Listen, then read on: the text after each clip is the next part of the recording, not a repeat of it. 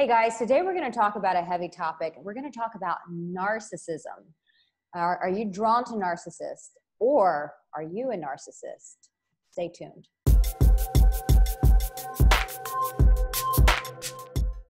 Well, hello and welcome. My name is Arica Angelo, and I am your dating and relationship expert. And today we're going to talk about a challenging topic that's pretty popular.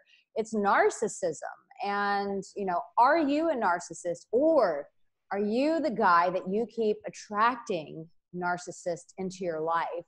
And I have a very special guest. When I say special guest, I mean, he is my dear friend.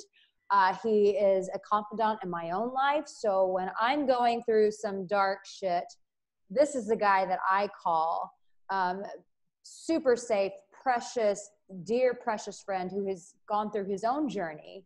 Tony Teegarden, welcome. Thank you. I appreciate that. And I have to kind of not only just receive that, but also send that back, because I know I have made a call or two to you as well. It's been, one of those very awesome places and persons and people that you are. Very grateful to have you in my life. So thank you for the honor of being here. Oh, I've been waiting to do this for a long time. And your website is meaningfulman.com. What is Meaningful Man? Tell me about what is it that you do? Tell me about your journey. So rather interesting. I'm actually an online marketer. I have worked with coaches and experts, healers, intuitives since probably around 2008. I started up TonyTeegarden.com, which is more of my marketing site.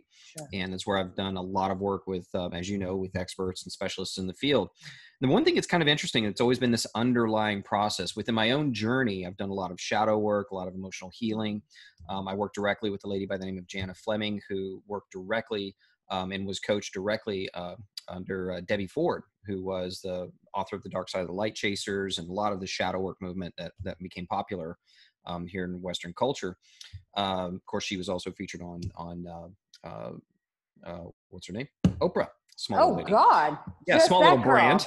Oh, right. Just that woman. Huh. So, but what was interesting is throughout that entire journey of working with coaches, I was actually going to be a coach myself. I was going to be working with people with personal transformation. One thing led to another. I was doing both my own brand for TonyTeegarden.com, and I had a lot of life coaches and healers and intuitives that were friends of mine that came to me about, hey, you're doing so good and you're busy and you got clients and can you help us? It was interesting how I really kind of led down that path more so, but it's been really a blessing because to answer your question about the Meaningful Man, I have ended up doing a lot of working with a lot of experts, specialist coaches, even my own, shadow work teacher, ended up, having those conversations, working with a lot of my own clients that would be like, hey, can we pause the marketing stuff and can we do this other stuff, that I feel would be really helpful and beneficial. So I've kind of been not only the coach to coaches, but also the coach to coaches, in the other area. Yeah. And I've recently, a lot of my clients have been women over the years in the online marketing world. I've worked with men too, but it's been predominantly women. But I've also noticed here as of late, I've been working with a lot of men, and I've had a lot of men just refer to me. So I'm actually not out there exclusively intentionally, which is ironic. I'm trying to build this whole Meaningful Man brand is actually just something that's fairly recent. Yeah. But it's because I am listening to source. I am listening. I am paying attention to, to the signs. When I say yes to life, it says yes back. And so, just working actually quite a few clients that are in that narcissistic field. They're on that spectrum, which we'll talk a little bit more about. Yeah. And, I do want to preface through my own journey, I have actually myself, can absolutely own that I have demonstrated and behaved in narcissistic ways. If I looked on the spectrum at times in my life where I was the most wounded, where I had most self-abandoned, I was pretty far down that. And so I want to just say that the condition of narcissistic personality disorder, it's included what's called a cluster B personality disorders. And this is, I believe it's in the diagnostic, let me spit this one out, Diagnostic Statistical Manual of Mental Disorders. Okay. So realizing that it's something that narcissistic personality it was coined, I think it was like 1925. Wow. But then narcissistic personality disorder was actually coined as recent as 1968. So what I've noticed is, as much research as I've done and my own journey of coming alive and awakened through this process and owning those aspects of myself, it's still fairly a pretty wide open field that hasn't really gotten the type of assessment and research and definity that we would hope. Yeah. So being very clear, narcissistic personality disorders to be diagnosed by a health professional, of which I am not. And everything I'm going to be sharing here today, just as a note, it's just my experience, and it should not be coined as mental health advice. So, with that out of the way, the Meaningful Man is just something that allows me to kind of dive into this space and have conversations with men who want to lead more meaningful lives. They want to, these different categories, these different aims that a man can have in his life. These are something they can be more meaningful around, more intentional, set agreements around, which we'll talk more about later. But if anyone who's watching this knows, of course, I'm a huge fan of clinical psychologist and pulling, of course, total brain fart. I don't want to spit his name out. But there's a lot of work that I have pulled from other highly touted professionals in their field. And, but also, of course, putting it all into practice has also been my key. So, and really, Meaningful Man is it. I love this. I love this journey. And the thing is, one thing I want to preface it, when people watch YouTubers and they watch coaches, I love that you took responsibility and you said, listen, like, this has been my own stuff that I've had to work through. And I think that's a journey for many coaches. It's like, I just want to speak to the men who are watching this. And it's like, listen, when we share these things with you, we're not sharing from a place of we have arrived, just the opposite. We're sharing from a place of compassion, of saying, we have had our demons. We still have our demons that we are all working through. We've just found tools and ways to access freedom and to support ourselves that we want to guide you through. We want to share with you. And the empowering part of it is, it's not just textbook knowledge. It's not like we just went and sat in a class all day and it's head knowledge we've accumulated. No, there's deep heart knowledge with it. And with that comes empathy and compassion. So when we share these things, it's saying, I sit with you, my brother. I see your pain. I see her. If you're the narcissist and you're like, I want to come out of that, like, I see where you are, and there's compassion and there's a way out. If you're the person that you're like, I just keep being drawn to these narcissists, which a lot of my clients say, like, I don't know what it is. I'm just drawn to these people. And I want to say to you, baby doll, there is compassion, there is a way out, there's truth, and we just want to equip you with some of those tools. 100%. Yeah. I love it. So narcissism, I feel like just stuff that I've read on, especially social media, like we coined social media as like a pastime thing. But no, when we read these words online, we take these to heart, and it's Bible. And so there's so much I feel that is misused of the terminology. It's almost like if I didn't get my way and that person had boundaries, they were a narcissist. It's like there's a lot of entitlement that goes on. And so I want you to share with us, like, just let's make it really clear, based on all the studying you've done, all the work you've done, what is a narcissist? Yeah, and that's not an easily definable answer.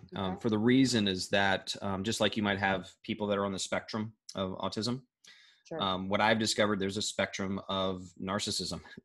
And, it's not an easily definable, although some people will say narcissism is simply a grandiose self-importance, which is probably a good place to start. It's a grandiose self-importance. You'll find that people that suffer, I say suffer, I use that word loosely, that suffer from narcissism, especially more along the line, the further down the line of narcissistic personality disorder, everything has to be about them. And it's because a lot of times, and again, these are the parts where I'm saying these are coming from my own experience. I dealt with a lot of self-abandonment when I was younger, not, I was not raised by my mother. I could go back and share, and I won't do this publicly now, but I could share with some very, very, very traumatic experiences, even in the womb, that I was able to recall. And so, and not knowing who my father was, right. Not, to that day. And so then being raised by my great grandparents and my great aunt, when I asked them, why don't we give hugs and, say, I love you. Like I saw my buddy next door happen. Like, we put food on the table and a roof over your head. That's how we show love. Right. So there's a sense of generally what I've discovered is there's some kind of trauma. And so, on one hand, I don't like using the word or labeling someone a narcissist. And there's a big reason why. It's good to be able to kind of define someone's behavior as falling within the narcissistic spectrum. But it's another thing to really understand what narcissism is and how it happens. And so generally it's some form of trauma. And so if we understand that there's some kind of trauma, usually right around some sort of an abandonment or some sort of traumatic issue, instead of seeing the narcissist as this irresponsible, intentionally, can we cuss, by the way? Are we allowed to cuss on this? Yeah. Okay, just making sure. Just making sure. Have you been to my channel, Tony? Yeah, I just wanted to make sure. I don't know, monetization stuff, and I'll still refrain. But the thing is that there's some kind of traumatic issue that has happened where the individual is no longer has the capacity to confront either that moment or moments that help to define that personality disorder. And here's the problem. People that are really far out on the spectrum that have personality disorder, they don't think they have a mental health issue. So, what do you do? This is something that you'll begin to understand. And so then when you start to see people that are on the really far out on the spectrum who are using techniques such as gaslighting and devaluing and some of these other things, it can come off as so harsh. It can come off as so just almost inhuman. And it's because this individual has nearly no, they flat out have zero empathy, which is another trait of a narcissist. They don't have the capacity to be empathetic.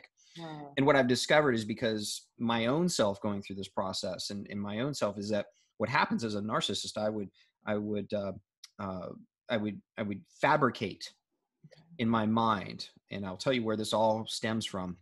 I would fabricate in my mind this personality, this person, this veneer portrait that I had to put on for other people so that I could be accepted, so that I could be respected, so that I would be revered and found attractive, right? And so therefore I would always, it was always about making the money, getting the nice car, wearing the nice clothes, because I was a poor ass kid that grew up in a trailer park, right? Who, quote unquote, felt neglected, who felt sex meant love, and found that out at an early age, or at least, made it mean that. So when we start to really pull some of these pieces together, you realize that it's really this world that a narcissist fabricates in order to not have to face either unconsciously or eventually it becomes conscious, because eventually I was faced with enough of my own decisions, being homeless, hurting other people in relationships, finding myself being on the opposite end of multiple narcissists, getting that karma sent back to me. I start to realize that it's this very fragile thing that as a narcissist I would build up. And it seems the more along that spectrum that person becomes, the less ownership they're able to take of their own life. They're less likely to ever want to take responsibility, and they stay up in the head. The empathy requires a deep breath and falling back down into the heart and being in your body. And because of the trauma, because of the fabrication, they stay really in the head. And you notice people that stay in the head tend to not breathe very deeply. They have a lot of very shallow breath. Their body constricts. And if you understand how the body works, because there's not very much oxygen, the body shuts down and conserves and says, okay, we're not going to send it to the legs, to the arms. We're going to send it to the most important organ in the body, which is the brain. And this is where people sit and start to spin and spin and spin. And then they begin to fabricate and fabricate and fabricate. So they have this high self-importance. Here's how I know this is because I came from a deep level of not ever wanting to be seen as incompetent. And here's why. It's one of my core wounds, quote unquote. If I'm ever seen as incompetent, then you won't like me. If you don't like me, you won't want to be around me. If you want to be around me, then that means I'll be alone. If I'm alone, that means I'm not important. And if I'm important, why should I ever be here? Right? Wow. So being able to confront and face that meaning that I had assigned it was a big part of my shadow work. Matter of fact, I learned that back, many years ago when I started to discover where my behavior stemmed from. Ultimately, it stemmed from self-abandonment. Wow. What is self-abandonment? Yeah. So self-abandonment is, it's been a term that was coined by Dr. Margaret Paul. She's done a lot of work around this, and there's a lot of things that we can point out about that and this and that with her, yeah.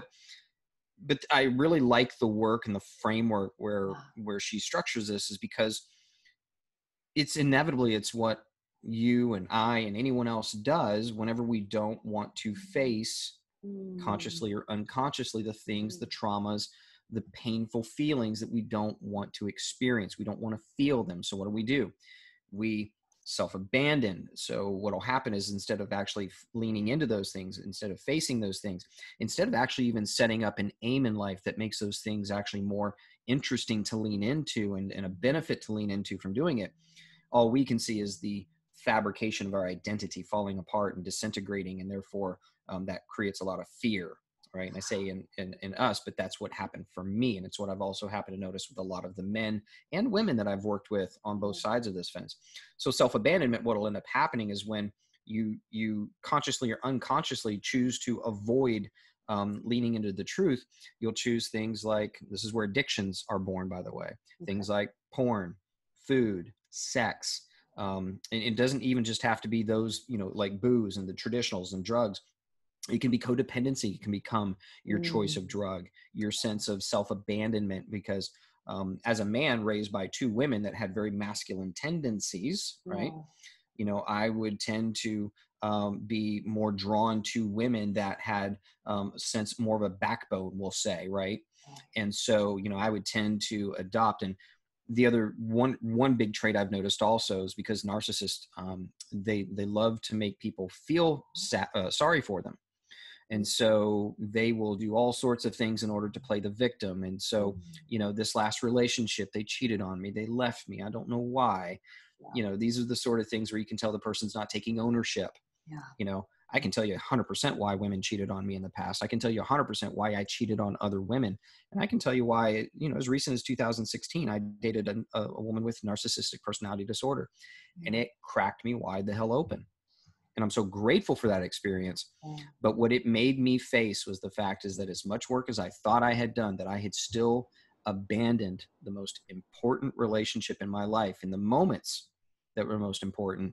And that was a relationship with myself. Wow. Wow. So can you give us what's a scenario of a narcissist attacking and being with someone? And then what is the person on the other side of it? What does self-abandonment look like? Can we play out a scenario for that? Sure. So and again, this is a very broad spectrum. I'm just going to pick one little small slice of what could be an experience. For an example, when I was, someone who's severe on the narcissist personality disorder side, they're going to, let's just say, for an example, if someone is a musician and they're a really good musician, and narcissist, if they're with their spouse, they want to look good. And if they're out watching a jazz show and, piano players just shredding it up, right? Because I'm a musician, so I love that stuff. Yeah. Narcissist, in order to make sure that his supply, which is kind of how they look at us as individuals that have a lot of empathy, they want to make sure that individual doesn't take their attention off of them too much. So what they may say is, yeah, but that's probably the only thing that they're good at. Oh. Right. So they devalue. So you can witness this in how they do it with other people. You'll also start to notice how they do it with you. And sometimes they'll go, but and they might even say that to you. So yeah, but that's probably the only thing you're good at, honey. And you just look at them like, did you just say that? Stop. I'm just kidding. Ooh. And yeah. So when that person says, oh, that musician, like that's probably only the instrument that they play. The other person with perhaps some codependency will say what to that person? Well, again, we're going to kind of down a slippery slope here, because it really depends on the temperature of that relationship. But someone who's really in the codependency stage, they might agree and be like, oh yeah, I never thought about it that way. Mm-hmm. Right? Very Right. passive. But someone like yourself, or like maybe me today, we would be like, really? Like, what do you mean that's the only thing? Like, so when a narcissist says, yeah, but I bet that's the only thing that they're good at, like playing an instrument. Mm. It's such a broad generality, but it's a way of devaluing the individual. Mm. You know, who's to say that they're not a great dad or a great mom, you know, depending on the sex, right? Sure. Who's to say that they aren't, a CEO of a company and this is what they do on the weekends for a side fun gig, you know, like who's to say? Mm-hmm. Right. And so, but what will end up happening is that a person that's in the codependent individuals that's in the relationship, they give up on themselves. They will self-abandon as well. So this is why when I'm like right now, I'm working with a couple of individuals and they're married. One of them's married, one of them's single, Mm-hmm. as an example.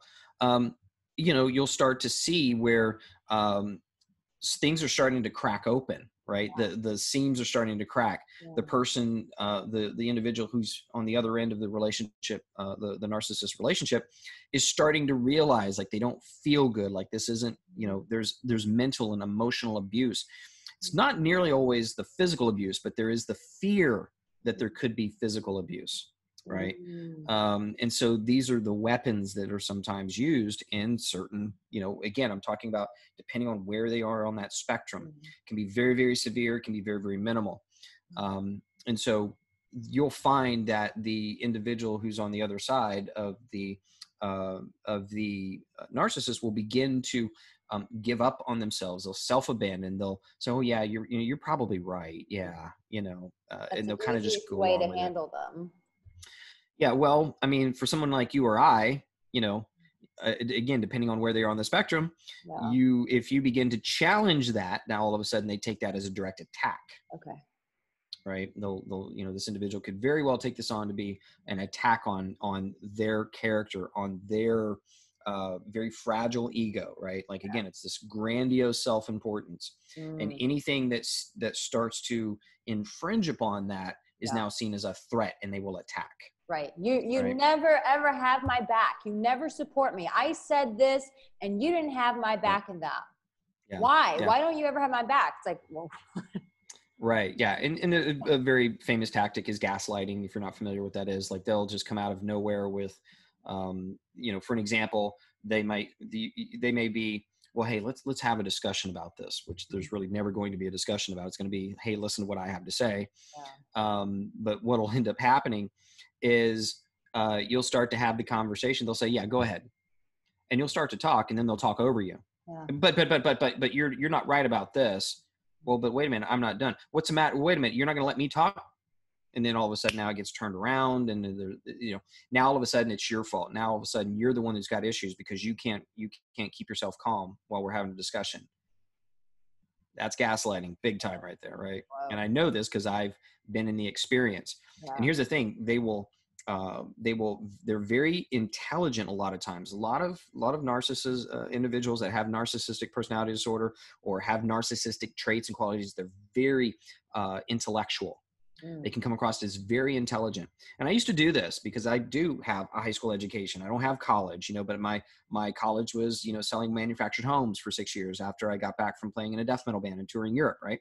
So, but my thing would be like, people would hear me talk. And so I was reading at a college level by the time I was in third grade.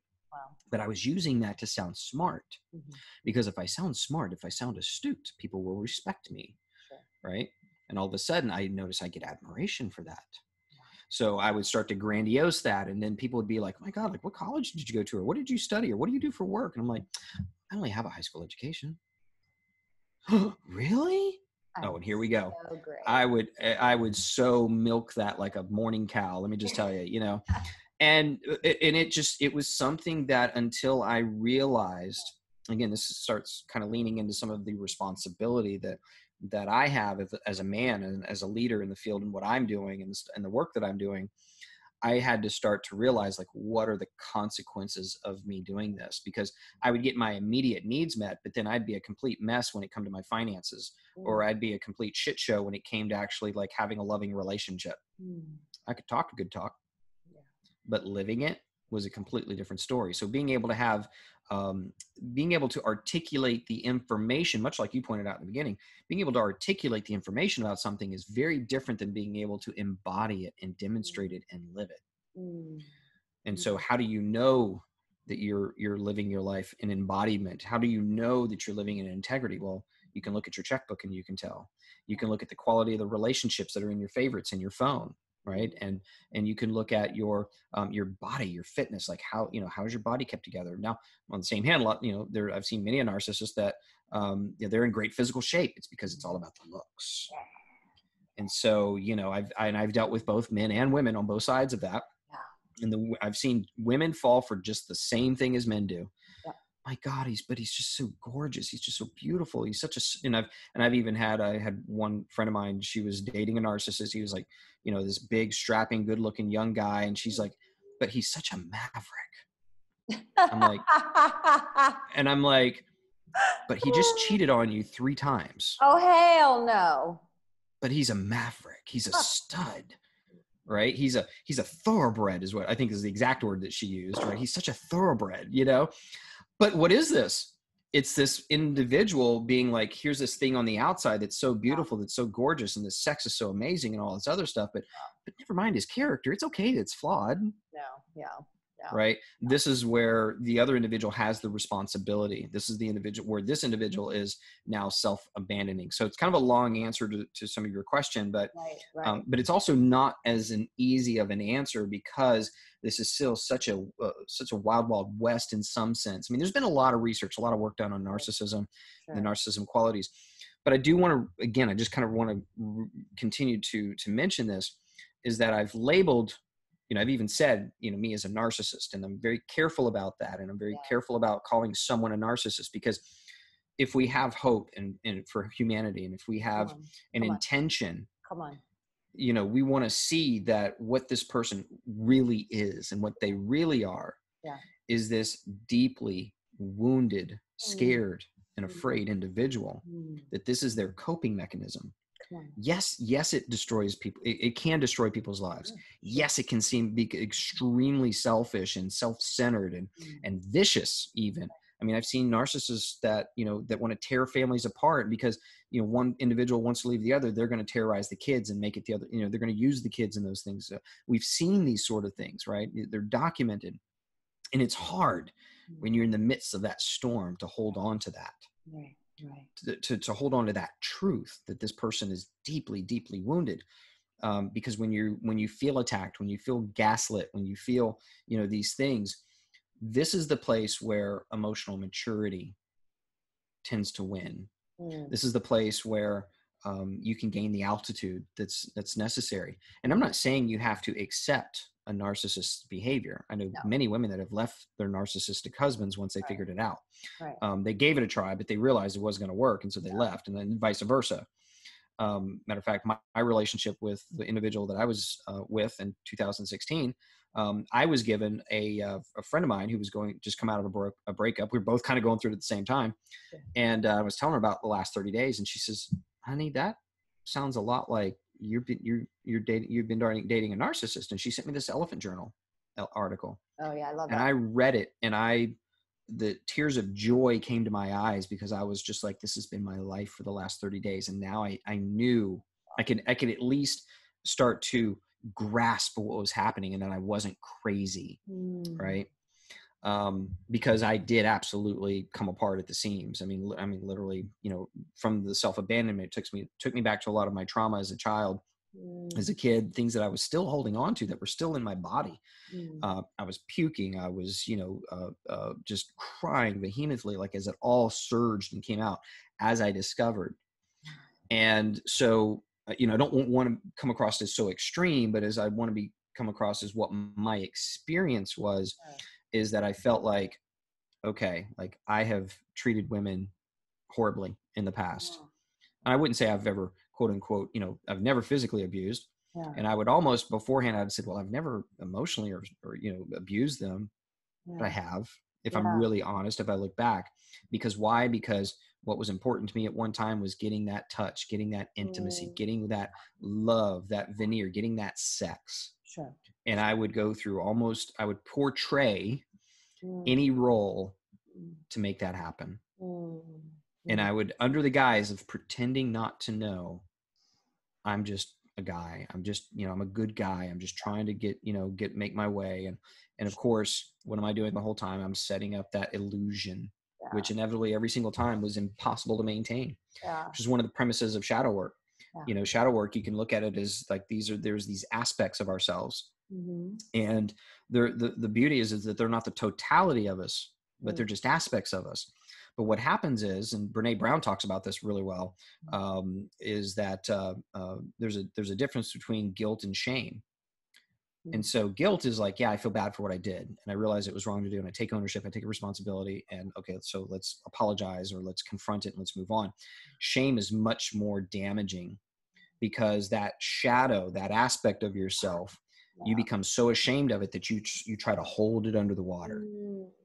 And then there's not just one of them, then there's another one, and you try to hold that one under the water. And then there's a third one, you try to hold that under the water. And now all of a sudden, you may look pristine, you may have a great body, you may have, like the car, these things, but the bottom line is you're using so much mental energy to hold all of these things down to cover the shame. And then there comes a point when you can no longer portray, and all of a sudden now you start to self-abandon with the food. Sex is never, porn isn't enough. Now you got to go to sex. Sex isn't enough. So now you got to start getting the weird sex, like the really out of there funky stuff, right? The funky chicken stuff.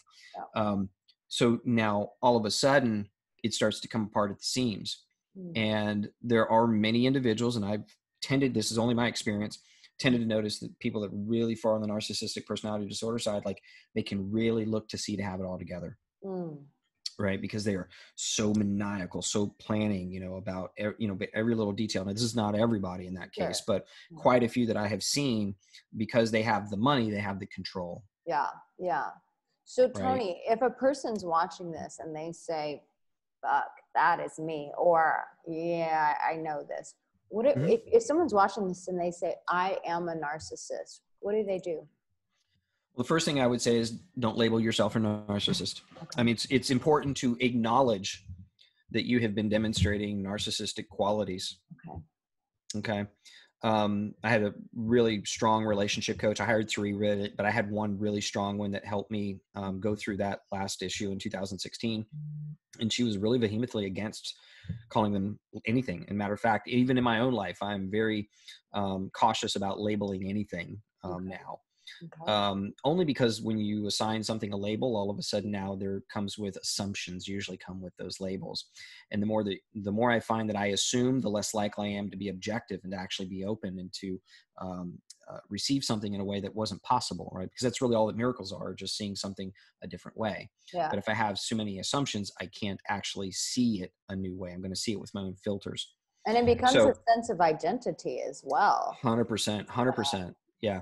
So like when I'm working with individuals that have been less on the spectrum, one of my clients, definitely, he was, by a mental health professional, he was, labeled a narcissist.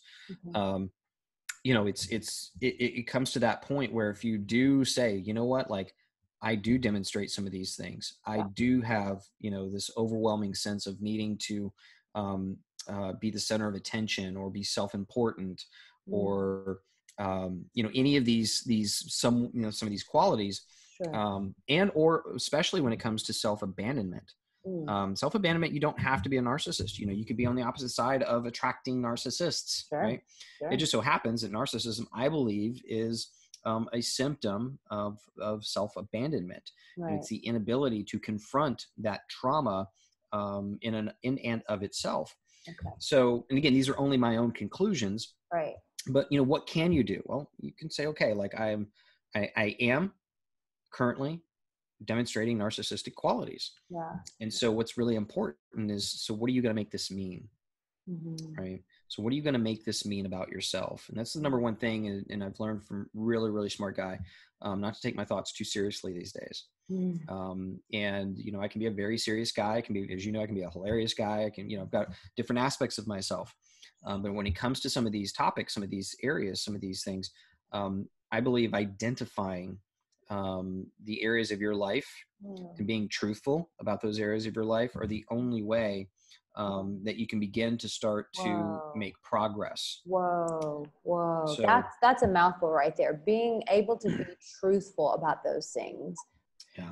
That is liberating. You know, I shared with you yesterday some private stuff that I'm going through that I'm having to go, shit, this has been in the back of my life that I've never confronted, and I've never just called it what it is.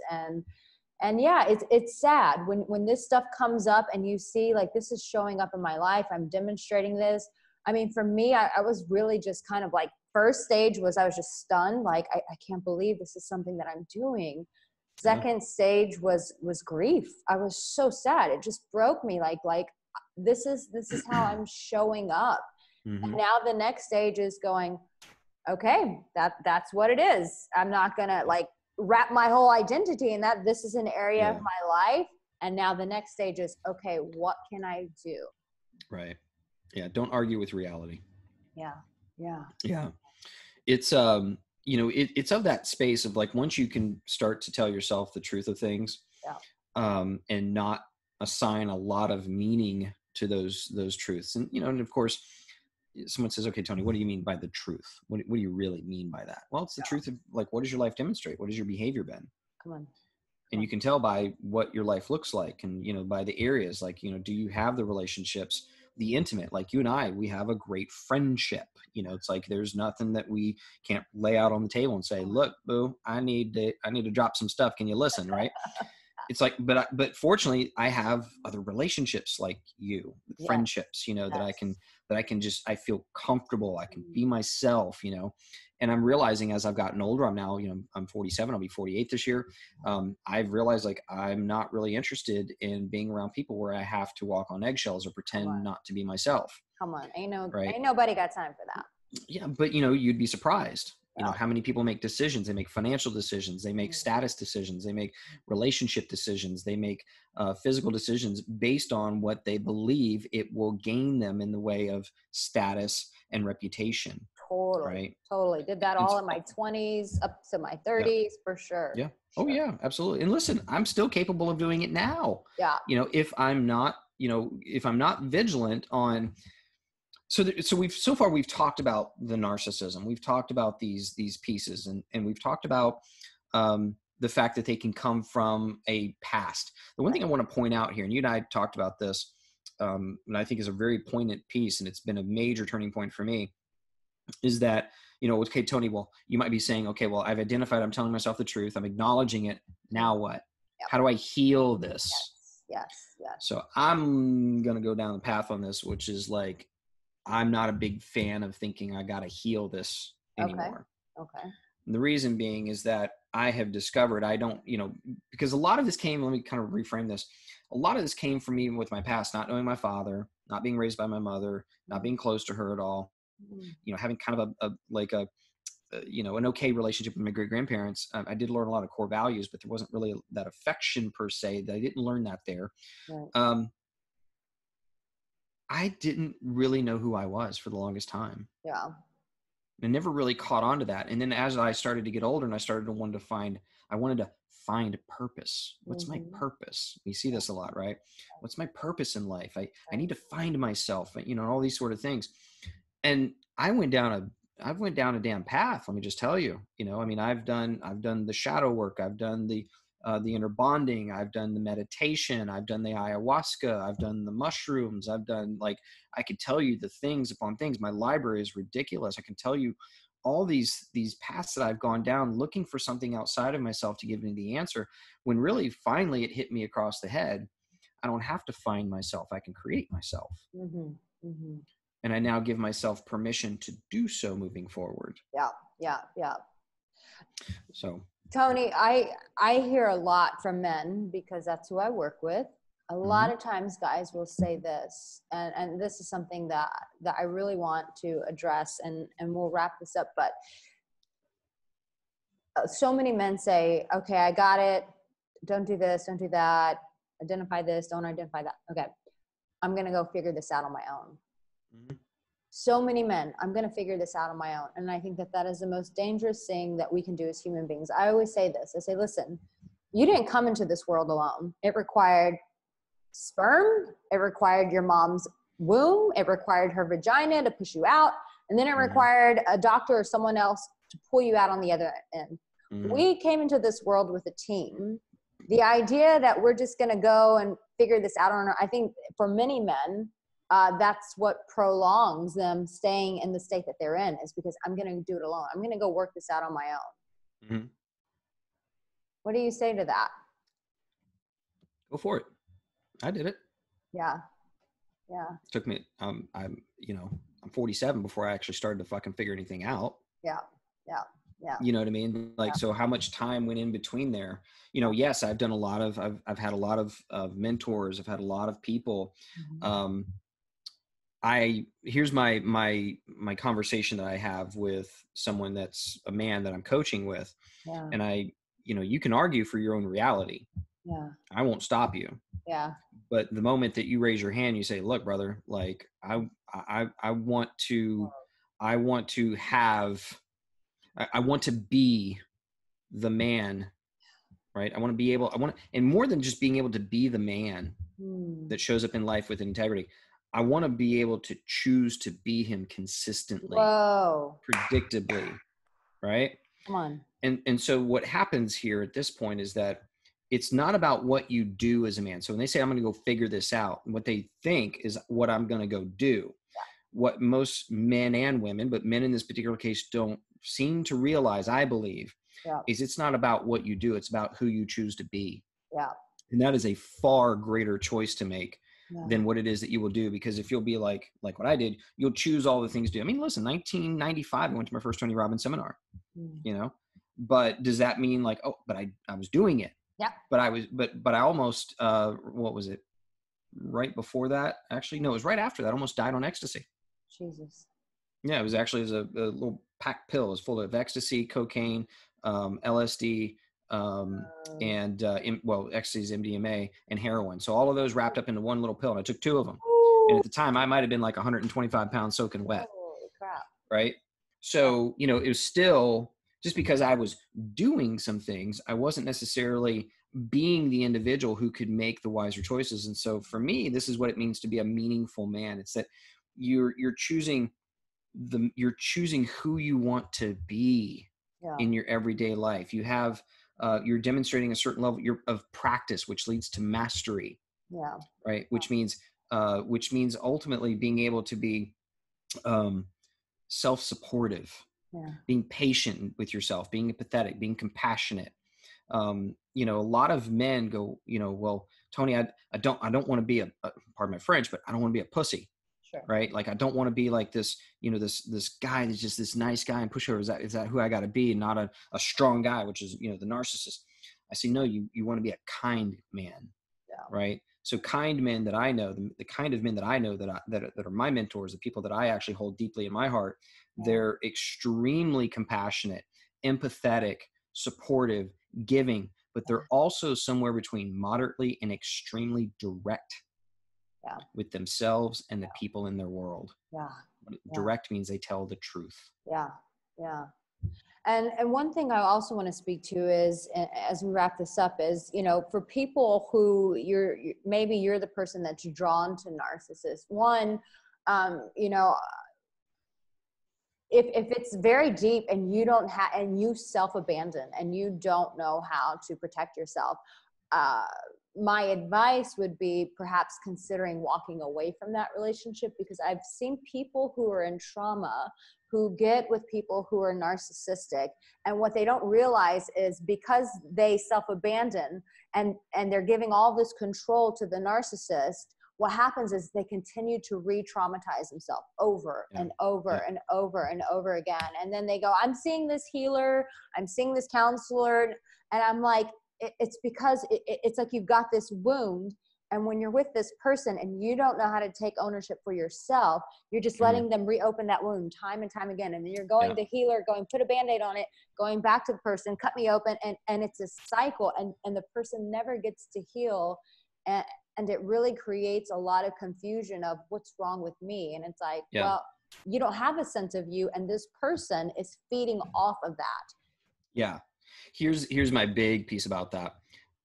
Don't have sex. Yeah. Because one thing with narcissism, and myself included, when I was in that space, it was like, how quickly can I get sex? Wow. And as you know, with a woman, when all of a sudden, when you have sex and the oxytocin and all those things, like, you don't think straight no more. Yeah. And, you know, all of a sudden now it becomes this entanglement. And it's the same thing for me as a man, by the way. Like, when I would fall in, like I would go into sex really fast. And you'll also notice with narcissism, they'll love bomb, what's called love bombing. And so you're the best thing since sliced bread, and they will swoon you and wine you and dine you, and you are put up on a pedestal. And then once they've kind of got you there, traditionally what will happen is all of a sudden they will start to kind of get bored, and eventually there will be a discarding, which is completely devastating to somebody like myself at that time, where, you know, I was dealing with that. But I will tell you, the answer to that is, if you're that individual, like I have been, the best thing in the world that you can do is practice your own boundary. Practice your boundary. And so a lot of this comes back down to, I would almost even say, being a meaningful woman. You know, it's like, be for yourself what you want someone else to be.